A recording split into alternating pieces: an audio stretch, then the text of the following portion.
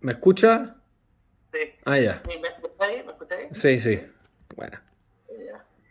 Ya, disculpa que No, el repartidor afuera muy enojado por la presencia de lluvia. Eh, chuta. ya, ok. Entonces, bueno, ya bien con el principio de enriquecimiento de causa, estábamos hablando de la responsabilidad estricta. ¿Qué responsabilidad estricta? Eh, Primero, ¿por qué se consagraría algo así como responsabilidad estricta? ¿Qué motivos puede tener el legislador para hacer eso?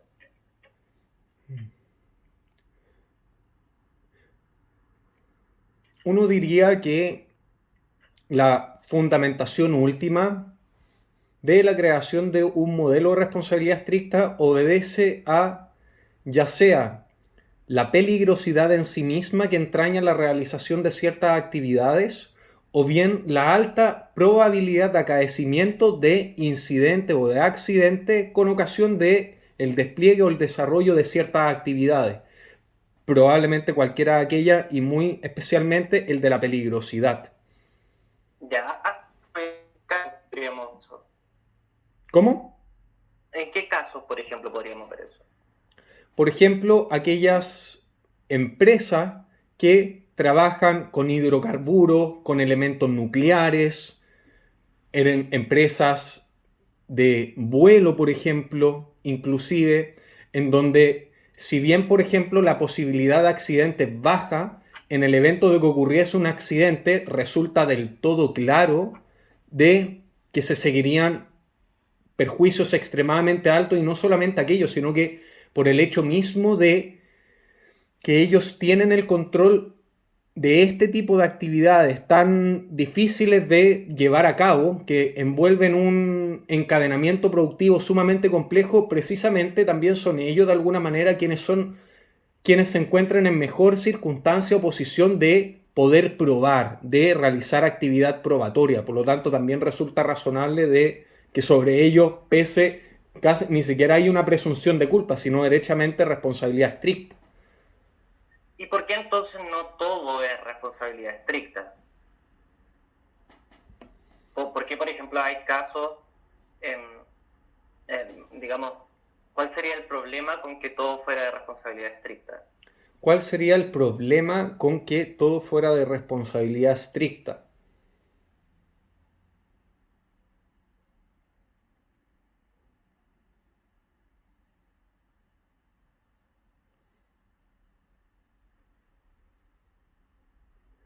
Sí, de que finalmente el, el sistema de responsabilidad en general significa una distribución o una socialización de los riesgos que implican las distintas interacciones sociales que tienen lugar. De manera que cada persona, dependiendo de la posición que se encuentra, del rol en que se encuentra interactuando con otro, tiene que obedecer a ciertos deberes de cuidado, que pueden ser generales, más especiales, dependiendo del rol o función.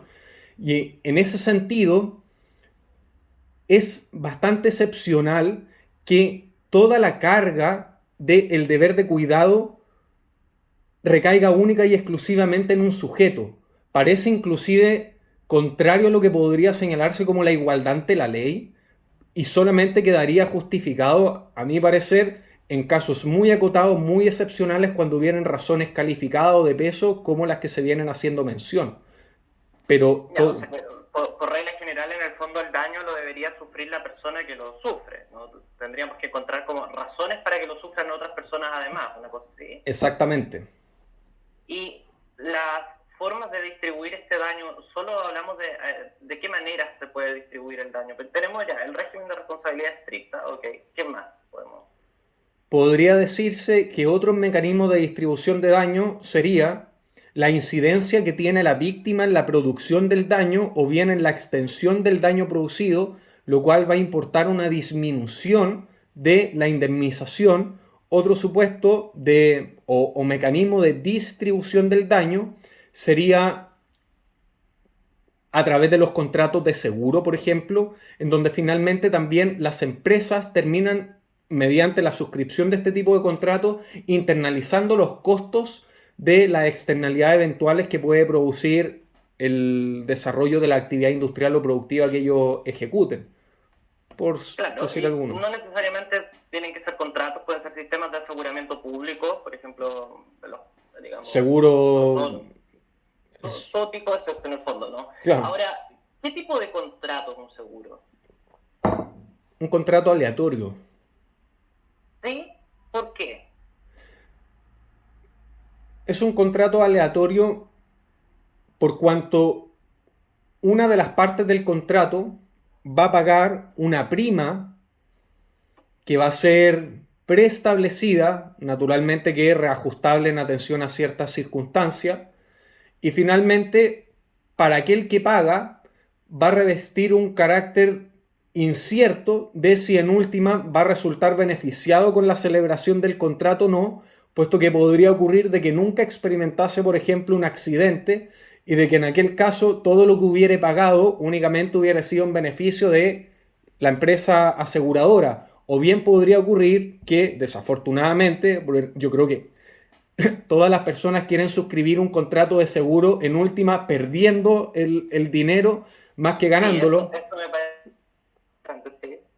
Es muy curioso. Y finalmente, desafortunadamente, si por esas cosas de la vida se viese envuelto en un accidente y supongamos de que él no contase con el seguro, tuviese que pagar una suma cuantiosa, catastrófica, para su situación familiar, etcétera, claramente le hubiera terminado reportando un beneficio a la suscripción de dicho documento. Entonces, la contingencia de ganancia o de pérdida es incierta. ¿Y qué ocurre de la otra parte, ¿no? De parte de la empresa, por ejemplo, de la aseguradora. Sí, Lo mismo. exactamente lo mismo finalmente, puesto que va a estar sujeta a la contingencia de que ocurra algún hecho que habilite al sujeto a exigir esta contraprestación que sería el pago de, no es propiamente la indemnización, pero del seguro finalmente. También es aleatorio. Pero no ocurre en todos los contratos algo así, es decir, que es incierto que uno puede ganar. O si yo compro una máquina de ejercicio, también puede ser incierto que me ven. Digo, que yo use o no use la máquina. Sociedad no sería también algo. Te escucho, ya, te escuché más o menos entrecortado. Sí, aquí uno podría señalar que la diferencia radica en que en la esencia misma del contrato se encuentra incorporado el fenómeno o el carácter de aleatoriedad del mismo. En todos aquellos supuestos, la circunstancia de que resulte o no beneficioso termina por ser un resultado que excede a el contrato, la naturaleza en sí misma del contrato, sino a una circunstancia exterior que acaece con posterioridad, pero no es de la esencia misma del contrato el carácter aleatorio de la posibilidad de resultado. Aparte que en general los contratos, de alguna manera, son una configuración económica que realizan las partes y que de alguna manera, por las obligaciones que ésta entraña, las dota de relativa seguridad de que van a reportarle cierto beneficio, o si no, realmente nadie celebraría el contrato. Además de que quedan premunidos de las acciones que les provee la ley a efecto de hacer coerciblemente exigible las prestaciones que el otro le adeuda. Por lo tanto, podría decirse de que el carácter aleatorio de la ganancia viene disminuido a una esfera muy reducida, de manera tal que resulta más conveniente para el sujeto que decide celebrar el contrato, celebrarlo que no celebrarlo.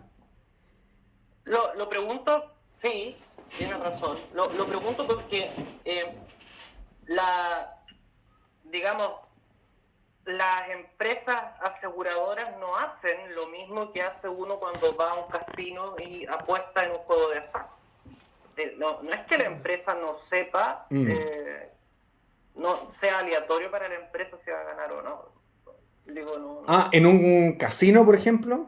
No, cuando uno va a un casino es aleatorio, Sí. relativamente aleatorio, ¿no? Pero las empresas de seguro no hacen apuestas con los clientes. O sea, exactamente, hay un análisis, un cálculo de riesgo en última, en donde dicho cálculo o análisis de riesgo obedece no solamente a razones de toda lógica de quien desarrolla una industria busca maximizar la ganancia de la misma, pero en últimas el factor de aleatoriedad per se en la industria misma en la cual se desarrolla el cálculo es considerablemente mayor a una industria, por ejemplo, de alguien que tiene un almacén y celebra contratos de compra y venta de bienes o también o contratos de prestación de servicios. Venga, si fuera así, no habrían aseguradoras. Digo, si fuera una incertidumbre tan grande, ¿no podríamos pensar que el contrato de seguro, ya que no sé cómo llegamos a este punto, pudiera ser aleatorio en lo individual, pero conmutativo en lo colectivo? Interesante, sí, sumamente interesante. Definitivamente que sí, uno podría decir eso. Un caso bastante claro resulta ser lo que ocurre en el caso de la ISAPRE, por lo demás. Espera, ahora recién te volví a escuchar. Ya. Un caso muy claro de esto sería precisamente lo que ocurre hoy en día con las ISAPRE, en donde llegan al punto de internalizar el costo de la judicialización de los casos y de todas maneras, desde una perspectiva macro óptica, le sigue siendo conveniente la prestación de los contratos de seguro. Por lo tanto, sí, es cierto, claro, eso. Porque el carácter, lo que hace aleatorio un contrato aleatorio es que es imposible racionalmente predecir la contingencia con bases ciertas, digamos, es una apuesta, como nos va a salir más o menos veces, pero pareciera que aquí, claro, ocurre eso respecto del contrato individual, pero no respecto de la actividad económica. Exacto. Y ahí habría que ver que si uno va a decir o no que es aleatorio. Ahora, tanta importancia tampoco tiene. Cuando hablamos, por ejemplo, bueno, sería el seguro otra forma de distribuir los peligros en sociedad. ¿Qué tanta libertad tienen las personas para decidir el peligro que pueden asumir, ¿no? Porque, por ejemplo, cuando uno ve el caso del submarino, que han hueveado todo el día con el submarino, ¿no? ¿Hasta qué punto uno puede eximir o decidir, bueno, me voy a subir a este submarino, es responsabilidad mía solamente, ¿no? O no se puede, ¿cómo funciona eso? Por ejemplo, la empresa del submarino, ¿en qué contexto tendría que pagarle a las personas la indemnización? No sé. Sí. En el caso, por ejemplo, de la empresa de submarino, lo que ahí resultaría imperioso por parte de cualquiera de los abogados, ya sea de la empresa del submarino o un abogado que naturalmente van a ver que van a intentar una acción de indemnización, es ver primero cuál es la regulación que hay de la actividad para efecto de determinar si hay de alguna manera culpa infraccional, que quedaría del todo configurado, de manera tal que se respetaron los protocolos, los requisitos, porque definitivamente una actividad tan excepcional como aquella, la misma excepción indica de que es una actividad extremadamente regulada, de manera tal que va a haber que ver y apreciar si se dio cumplimiento a la regulación, si aquel incumplimiento que hubo de la regulación, cuál era el fin protector de la norma regulatoria que fue vulnerado. Era prever el acaecimiento del peligro que terminó materializándose en última en el resultado de pérdida, extravío y consecuencialmente la muerte de los pasajeros. De manera que, conjugado y en vista de todos aquellos factores, es que uno va a intentar una acción de responsabilidad contractual, obviamente, por el hecho de, incluso aquí podría haber eventualmente un concurso de responsabilidad contractual y extracontractual. Podría hacer, por ejemplo. Sí, yo hoy día veía en las noticias que el contrato decía, según las noticias, que eximían a la empresa de cualquier responsabilidad por muerte. Y que la palabra, descontaba uno de los que había firmado el contrato, de los que habían salido vivos en otras expediciones, que la palabra muerte salía como 5 veces en la primera página y que en el fondo renunciaba a todas las acciones legales por tragedia, en fin. ¿Qué tanto de eso se puede hacer en Chile? ¿Uno puede eximir a alguien de la responsabilidad así?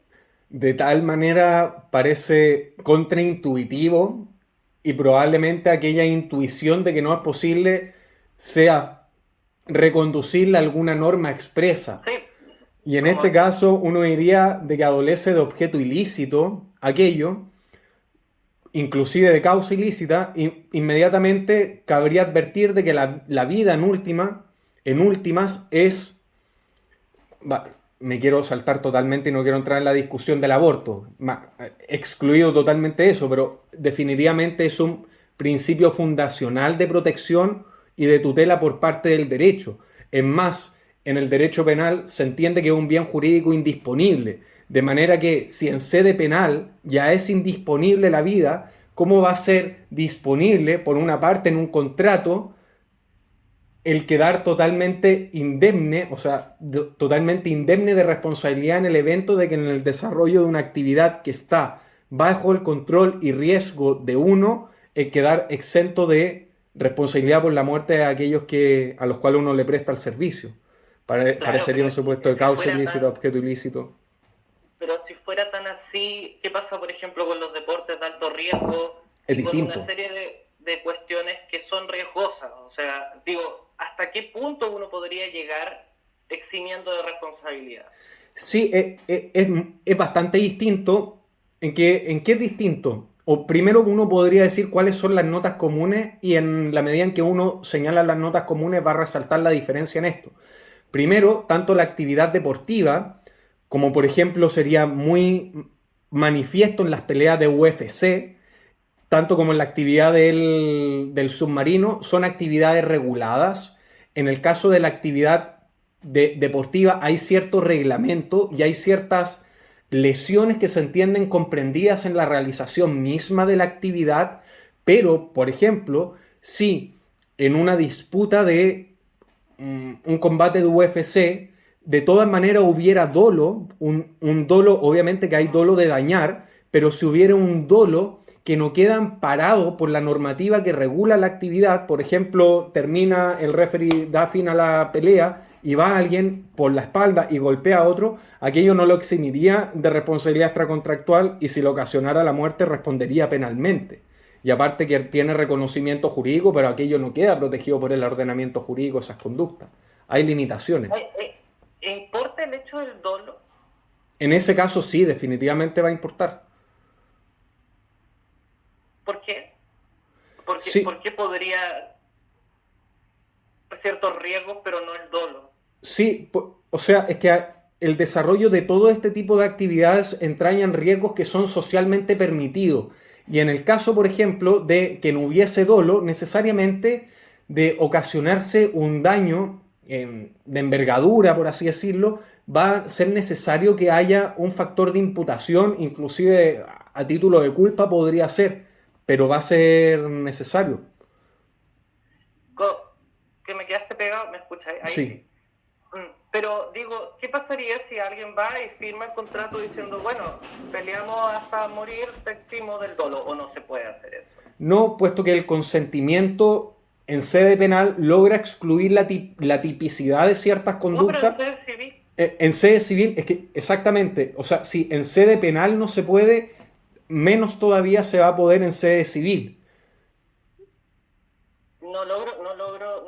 Ese razonamiento lo encuentro extraño porque penal es más exigente para configurar la responsabilidad, por lo tanto, Es más es alejante. exigente a efectos de configurar la responsabilidad, puesto que el bien jurídico protegido en última o la eventual sanción aplicable a quien se encuentra en la hipótesis es mucho más severa, de manera tal que si no resulta disponible en sede penal, por un factor de que probablemente podría perder la libertad la persona que acomete la acción, sería menos lógico que alguien quedara Ah, liberado de responsabilidad civil si solamente podría sufrir una sanción que le reportaría un detrimento económico en su patrimonio. sí, bueno, eso y que es objeto ilícito la condonación del dolo, por ejemplo. Ah, mucho más obvio, obviamente. Sí. Sí, Las medias vueltas, demos un par de vueltas 1004. para tratar de llegar a la idea de que uno no, al menos en Chile, no sé en Estados Obvio. Unidos. La condonación del dolor. Submarino así como te eximo por toda muerte, no. Verdad. Pero, Muy ¿y obvio. podría uno ser te eximo de tus super negligencias también? No, puesto que la culpa lata se asimila al dolo. Claro, ahí también hay un asunto que es como complicado de determinar realmente, porque en ese caso entonces uno de qué culpas puede exonerar a alguien, de nada, porque Exacto. ¿qué hay con la culpa leve? Como que solo podrías agravarla, una cosa así, podrías Ujú. agravar la responsabilidad más que disminuirla.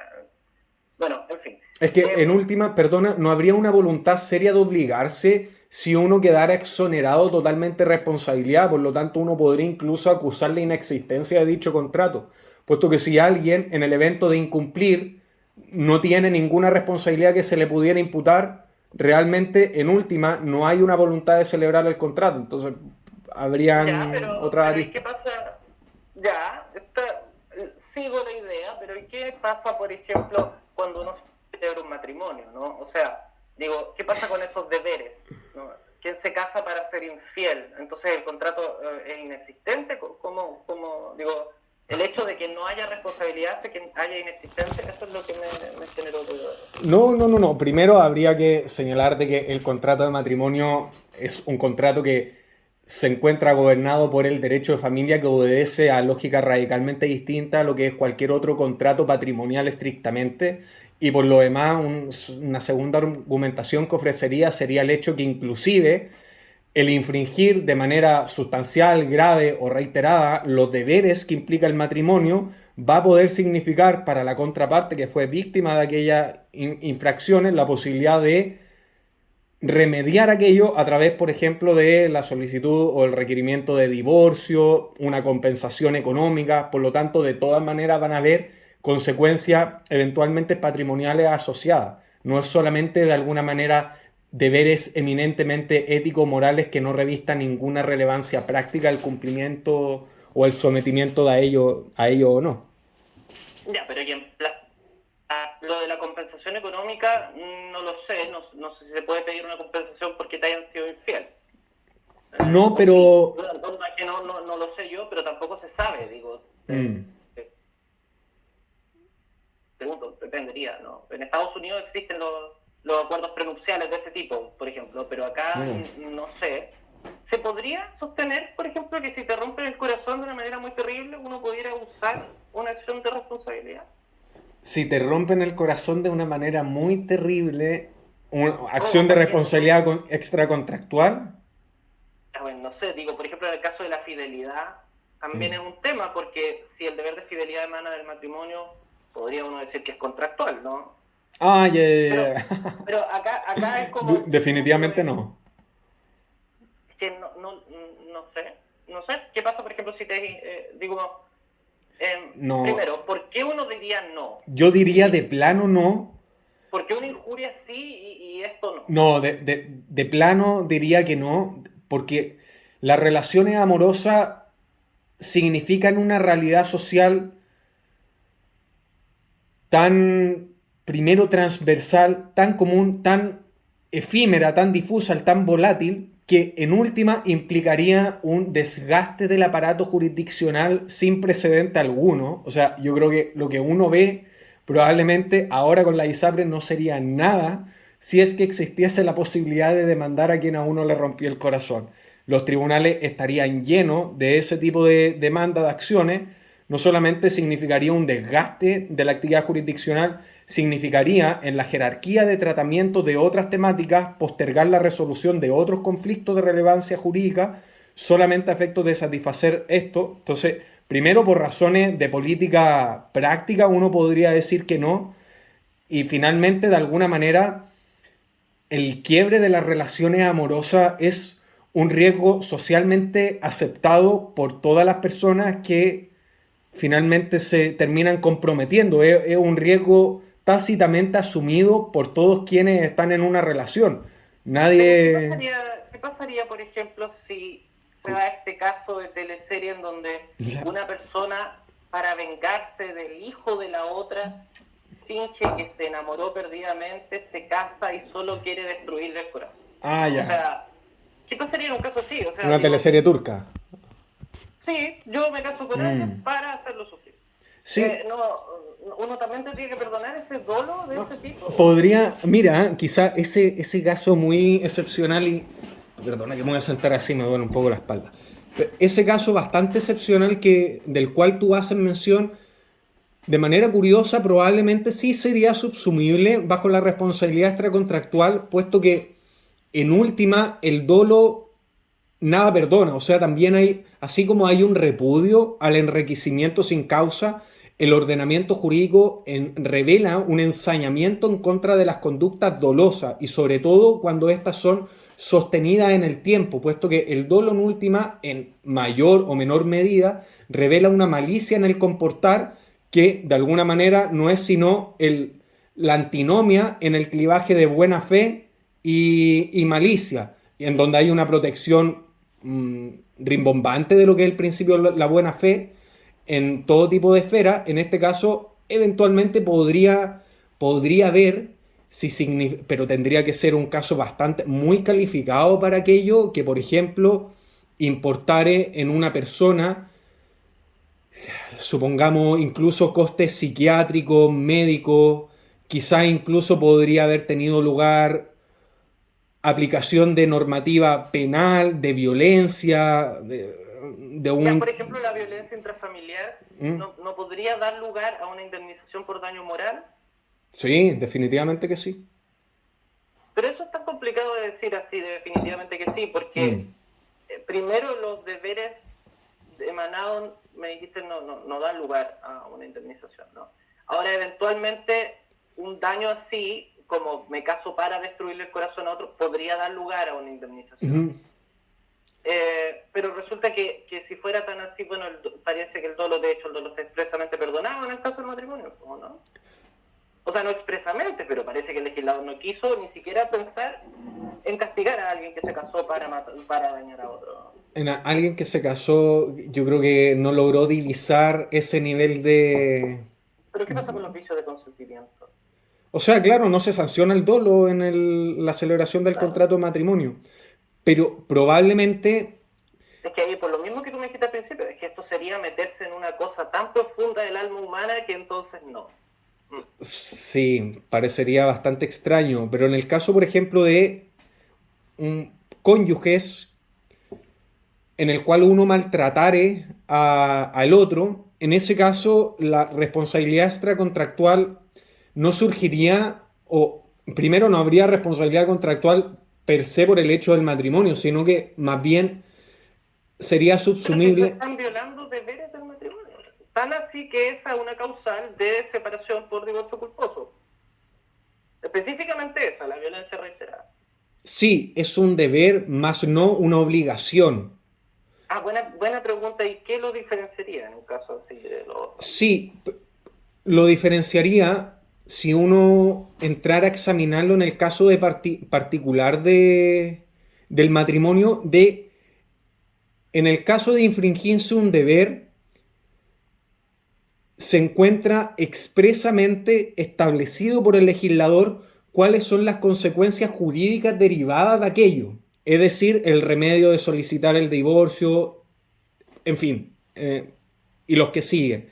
En el caso del incumplimiento de una obligación contractual, siempre va a tener aplicación el régimen general de remedio y lo propio de la obligación es que uno puede exigir el cumplimiento de la misma.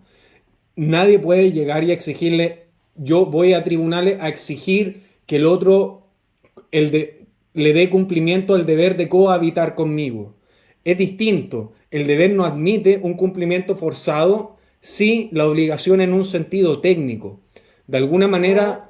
Buen punto, pero de hecho me parece que esa es una gran diferencia, pese a que en ambos casos tenemos un deber que emana de un contrato, pareciera ser que este otro deber no puede hacerse ejecutar de forma compulsiva, ¿no? Claro.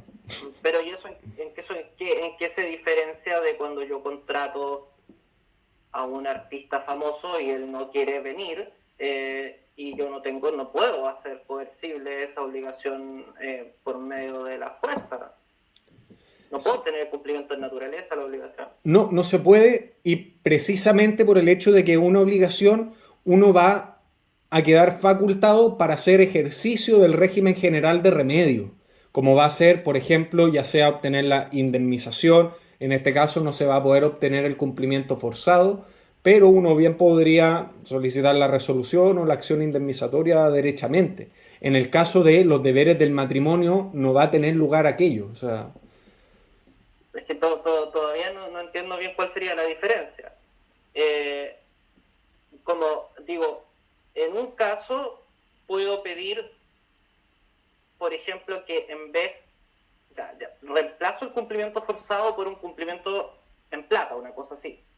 ¿en cuál? ¿En el caso de los deberes? En el caso inscrito persona, una obligación cualquiera de inscrito persona, patrimonial, no de Ya, familia. ya. Como el del artista, no viene, pero puedo ejercer, tú me dices, en vez de eso, como no lo puedo obtener, puedo ejercer un acto equivalente, por decirlo así, en plata. Uh-huh. Tal vez tu argumento sería que en el caso de los deberes del matrimonio, como no pueden hacerse valer de forma coercitiva, no se puede tampoco pedir el cumplimiento por equivalencia.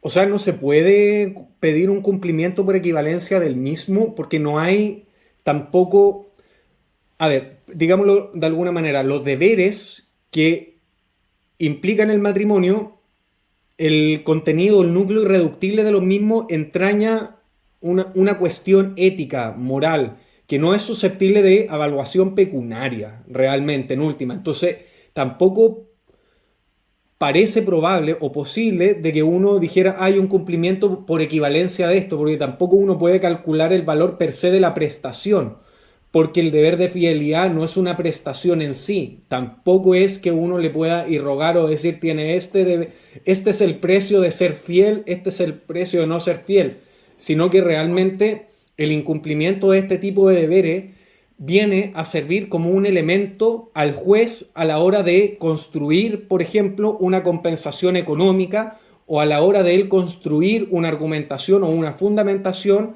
para poder hacer aplicable, por ejemplo, un divorcio o dar una declaración de divorcio. Pero no es que haya una valoración pecuniaria de la prestación, puesto que tiene un contenido eminentemente ético o moral. Ahora, la responsabilidad, entonces, sería de algún modo equivalente al carácter pecuniario de la obligación. No equivalente puramente tal, puesto que incluso porque eso no es confundir, no es retroceder, eso no sería retroceder un concepto de responsabilidad en donde estar obligado es lo mismo que ser responsable, es decir, soy responsable porque efectuó mi patrimonio. Solo en esa medida, entonces, estoy obligado, soy responsable. No, naturalmente que va a requerir este factor de imputación y por cierto de que obviamente que la responsabilidad no únicamente demanda la afectación a intereses pecuniarios. Por ejemplo, no solamente en ser extracontractual, uno podría decirlo por el daño moral cuando se afectan intereses que no son patrimoniales.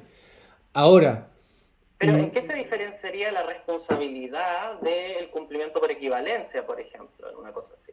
La responsabilidad en el cumplimiento por equivalencia. O sea, la diferencia es que en el cumplimiento por equivalencia lo que uno pretende obtener es el valor de la prestación reconducido a una suma específica de dinero. En el caso de la indemnización, si es que uno entiende de que son dos cosas distintas, uno diría que la responsabilidad tiene por objeto resarcir los perjuicios derivados del incumplimiento, con prescindencia de la estimatio rei, el valor intrínseco de la prestación, que eso se ve en sede de cumplimiento por equivalencia. Otra cosa es, ha tenido lugar el incumplimiento. ¿Cuáles son los perjuicios que se siguen de aquello? Muy bien, ese es el objeto de la acción de indemnización de perjuicio. Si es que uno lo entiende como dos cosas distintas. O sea que uno podría pensar que, por ejemplo, el hecho de que se pueda incumplir el deber de fidelidad podría dar lugar a indemnización porque no se trata si es que la fidelidad o no es coercible o no coercible, porque no se trata del cumplimiento de la obligación de lo que estamos hablando, sino de la subsecuencia del incumplimiento. Sí, de hecho, anteriormente en un momento lo pretendía comentar y se me fue y iba a señalar de que... No hay arreglo, por cierto, no hay arreglo, o sea... Sí. Hay posturas nomás. Ya te entiendo. Mira, te voy a señalar de que me parece más subsumible en el caso de los cónyuges la aplicación de un régimen de responsabilidades extracontractual precisamente por el hecho de que uno podría requerir la indemnización de daños extrapatrimoniales. Y en el caso, por ejemplo, de que hubiesen... Porque finalmente es difícil fundamentar una responsabilidad per se en base al contrato, puesto que este genera estos deberes. Pero en el caso, por ejemplo, de que hubiera violencia intrafamiliar, la responsabilidad extracontractual no nace del hecho de matrimonio, sino que incluso es independiente y es totalmente irrelevante a la cuestión. Podría incidir en ciertas cosas, pero por ejemplo, conviviente de facto también podría tener lugar a responsabilidad extracontractual. En última, no estoy seguro de que haya una mayor gravedad que sería más digno o meritorio proteger a alguien que es víctima de violencia respecto a una persona la cual se dice ser cónyuge porque celebraron un contrato que es reconocido por el Estado y por la sociedad en su conjunto, a alguien que recibe violencia de otra persona que no tiene esa calidad de reconocimiento. No sé, no parece Bueno, hacer mucho sentido. el legislador no piensa lo mismo porque matar al cónyuge es cadena perpetua y matar a una mujer cualquiera en la calle son 5 años, 10 años, no... Claramente el hecho de ser cónyuge agrava la responsabilidad, en todo sentido. Sí, eso en materia penal, pero en materia Pero ¿y en civil, materia civil el parentesco no agrava responsabilidades? sí. Es lo mismo abandonar a un niño en la calle siendo el papá que no siendo nadie. No, obviamente, pero estamos hablando en responsabilidad extracontractual este caso. Porque Ya, aquel mayor agravamiento de esas relaciones de familia o de parentesco en última. Bueno, podría o ser sea, un factor no de... la del matrimonio entonces. ¿Mm? ¿Cómo? Es como, sí se agrava si eres pariente, pero no si estás casado. O sea, es una Es la forma de sangre lo que parentesco. agrava. Es una forma de parentesco el matrimonio. No, no lo No, pues es. nada que ver, nada que ver, nada que ver. Bueno, depende de la ley que uno consulte, pero en un sentido estricto no. Por los consanguíneos sería afinidad. Sería parte de la familia de uno, eso sí. O sea, yo lo veo desde la dimensión y la óptica de la persona que sufre, por ejemplo, un daño físico. El golpe que uno recibe duele de la misma intensidad independiente si quien a uno lo golpea el cónyuge o el conviviente civil. A uno le duele en la misma extensión.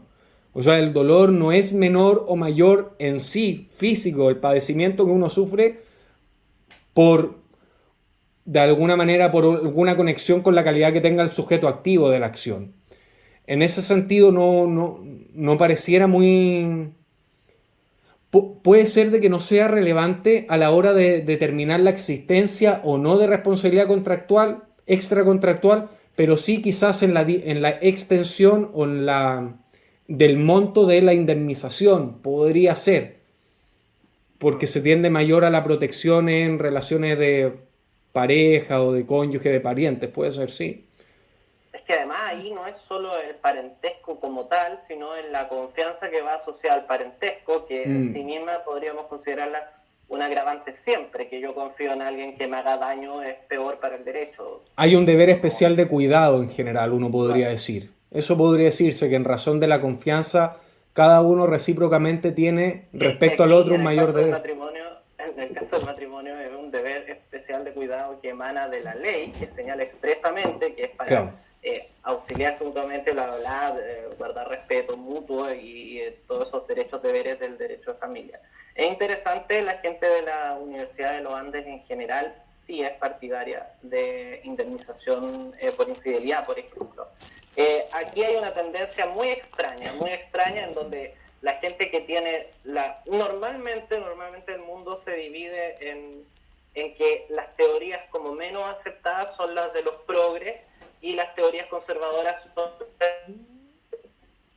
Este es uno de los pocos casos inversos en donde a nadie se le ocurre, salvo a los conservadores, indemnizar los derechos eminentemente morales en plata, ¿no? Por ejemplo, Hernán Corrales de la idea de sí, esto es indemnizable. Y tiene buenos argumentos. Y del otro lado te dicen algo como lo que tú dijiste al principio, ¿no? Es que esto no es indemnizable porque no es justo que los jueces se metan a evaluar la fidelidad. ¿no? Es decir, voy a usar los tribunales para arreglar cagüines personales. Pero, por ejemplo, Hernán Corral, Carmen Domínguez, bueno, en fin, señalan, Ángela Vivanco también, ya cayó en desgracia, pero ya no es de la UAND, pero es lo mismo. En que, justo que, por ejemplo, quedara impune el daño moral a la luz del principio de reparación integral del daño, a la luz del derecho a la honra, y no avisoran la diferencia entre las injurias que uno le puede causar a alguien por denostarlo públicamente y el daño que le podría causar por el escándalo público de que se sepa la infidelidad. No ven la diferencia. Entonces, es muy controvertido. Yo creo yo en esa soy más soy más conservador de la idea de que, no por la fidelidad, pero que en sí mismo esto de que sean familia no excusa el daño no excusa el daño en la relación mutua. Pero yo tengo dudas acerca del nexo causal ahí. Me iría como en una volada media budista, filosófica, pero creo que es del todo factible de que uno tenga cierto revestimiento psíquico pacífico en donde uno ocurre el hecho de la infidelidad y de que uno no sufra o de alguna manera uno haga las paces de manera inmediata, espontánea con aquello, como que no veo... Por eso hay contratos que el matrimonio quiere fidelidad. Si le interesa menos, el acuerdo de unión civil que no contempla. Es decir, tenemos de todos los gustos, pero lo que no se puede es casarse y ser infiel. No se puede al mismo tiempo. Que eso, prácticamente se puede, pero estaría reprobado por el derecho, ¿no? En principio.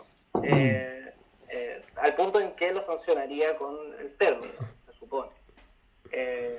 Yo no sé si dos cónyuges pueden pactar, probablemente no existe esto. Yo te persigo el deber de fidelidad, eso no se podría hacer. Es decir, yo renuncio a la acción de divorcio culposo, por ejemplo. No, porque sería como poligamia al final en últimas, casi que. De facto. La exclusividad de los contrayentes del matrimonio sería muy de papel si es que el otro quedara eximido del deber de fidelidad al final. O sea, claro, a lo mejor. En cierto sentido, no del todo, pero... Claro, yo creo que es medio complicado, porque si fuera tan así, entonces ¿por qué el acuerdo de unión civil permite que sean infieles? O sea, no lo permite, pero no lo prohíbe. No. Claro, en realidad no importa si lo permite o no. O sea, si lo prohíbe o no lo prohíbe. Claro. Al menos en derecho civil, bueno, es un mundo bien raro. En fin. Hablando a todo esto, mirando este debate, tengo que hacer la clase de familia y la verdad es que creo que es un debate que no vale, o sea, que puede ser interesante, pero no sé si vale la pena. Pero todo esto tiene mucho que ver con la extensión que uno va a darle digamos, como a este tipo de deberes. Pero lo que se ha dicho en general es que, al menos, si uno va a admitir algo así, tiene que ser muy doloso. O sea, es decir, al menos como que la intuición sin fundamento, porque tampoco hay un fundamento positivo, pero solo el dolo, no la culpa. No, pero ¿qué significa el dolo en este contexto? No lo sé. No, ¿y cómo podría haber infidelidad por culpa?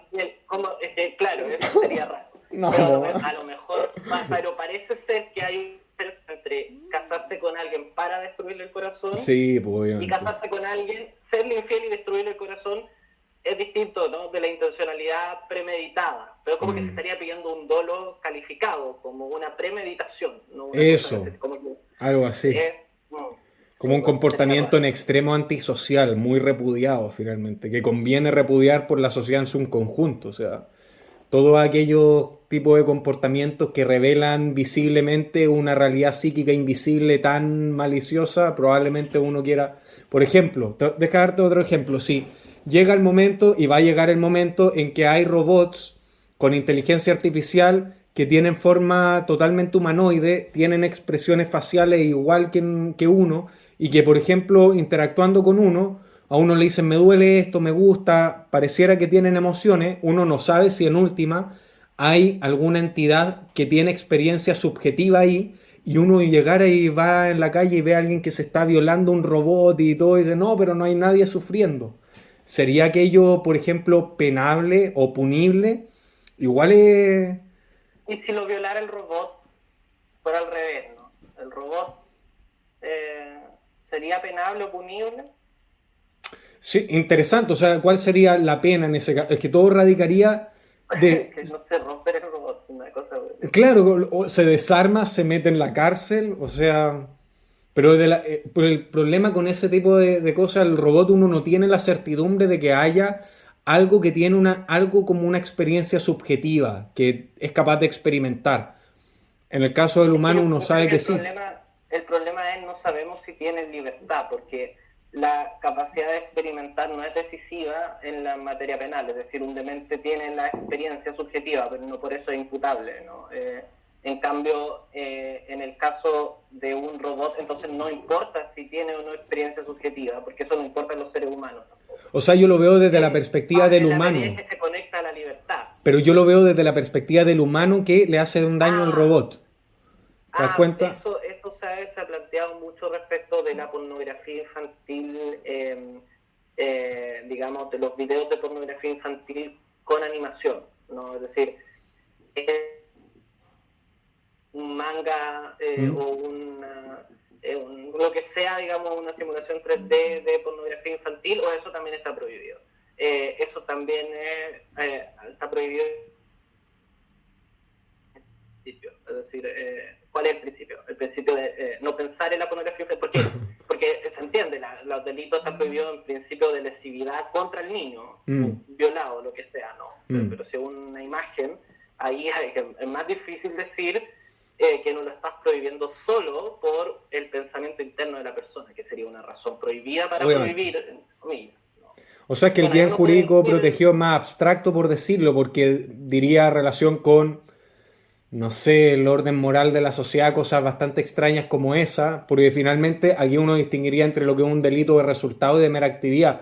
Por el resultado no hay nadie que padezca de un daño específico que lo persiga en su corporalidad, sino que de alguna manera, no sé si no sería un delito de peligro abstracto, pero no sé. o sea, se podría decir algo así como que algo como eso motiva, incentiva o Mm, que primero eso y después vienen las violaciones reales. pero En también podría Ámsterdam, decirse el argumento contrario, en po, Ámsterdam se ha dado el argumento contrario justamente, es decir, que esta sería una forma más terapéutica de de sublimar. distintos, una cosa que es muy compleja, pero Mm, de que yo creo que en Chile sería objeto ilícito porque caben las láminas pornográficas. Da lo mm, mismo, nunca la lámina, ese objeto ilícito no pide que sean personas reales. claro. Pero sería objeto ilícito si no sé cuál sería el delito penal, como un atentado contra el... Siempre hay faltas, ¿no? O sea, igual siempre está, hay un catálogo de faltas impresionante en el código, no hay nada que uno haga que no sea una falta, nada feo, digamos, o sea, Claro. si le gritaste a alguien en la calle, eso es una falta, Mm, peleaste con tu falta contra el orden, pues está lleno ahí. Bueno, veamos entonces. ya. ¿Cómo Espera, Oscar, déjame ir al baño y servirme café. el, Necesito ir al baño. Dame un segundo. dale. Pongo el tiro.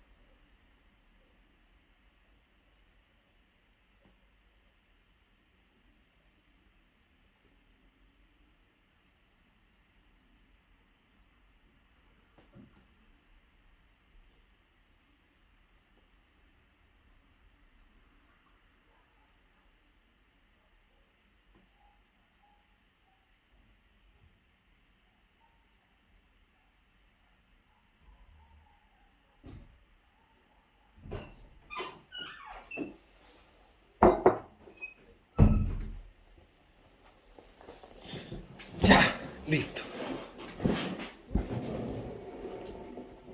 Estaba viendo qué pensaba en Corral de todo esto. Justamente, claro, sí, yo me acuerdo, está a favor de indemnizar. Pero en realidad hay varios autores que están en favor de... ahora, ninguno de esos autores, por lo que estoy mirando aquí, están de acuerdo en el estatuto. Ahí, cuando uno se pregunta por estatuto contractual o extracontractual, puede entrar al debate de si es que el matrimonio es un contrato o no. Porque uno podría decir que es una institución jurídica, un acto de autoridad, porque en realidad de casa, o sea, el código dice contrato, pero es que el código dice muchas cosas, eso no cambia la naturaleza, lo que es. Un debate. En los apuntes de derecho de familia de un Lemes se debate muchas páginas, no sé por qué. No lo leí. No, pero es interesante respecto de la discusión sobre lo que sería, digamos, lo que sería digamos, la responsabilidad, ¿no? Pero bueno, ahí te comento al final a lo que iba con algunas de las preguntas. Vale. En el caso del derecho procesal,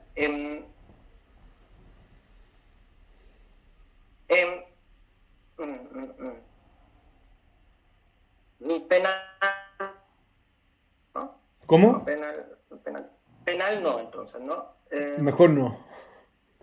Ok. El recurso de nulidad quizás sería.